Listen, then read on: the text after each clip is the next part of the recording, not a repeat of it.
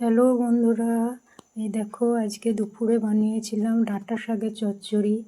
এই দেখো ডাঁটা শাক, কুমড়ো, পটল, আলু সব আগে সিদ্ধ করে নিয়েছিলাম। এরপর তেলে লঙ্কা, পাঁচফোড়ন দিয়ে সিদ্ধ শাকটাকে ছেড়ে দিলাম।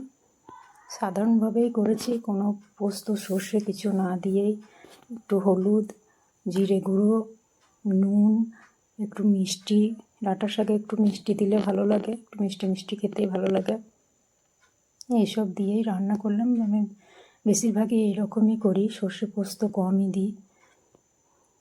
এই দেখো এইভাবে সিদ্ধ করে নিলে পরে ফোড়নের সেন্টটা ভালো আসে। আগে সিদ্ধ করে নিয়েছি, দিয়ে এইভাবে নেড়ে নিলাম। নেড়ে নিয়ে একটু চাপা দিয়ে দেবো।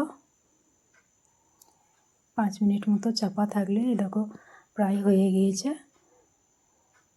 এই দেখো একটু নেড়ে নিয়ে এবার নামিয়ে নেবো, আর কিছু লাগবে না।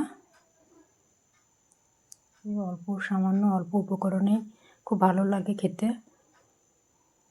দেখো আমার তৈরি হয়ে গেল ডাঁটা শাক চচ্চড়ি। তোমরা এইভাবে বানিয়ে দেখো, খেতে খুব ভালো লাগে। আচ্ছা, আজ এখানেই শেষ করছি। সবাই ভালো থেকো। কেমন হয়েছে বলো।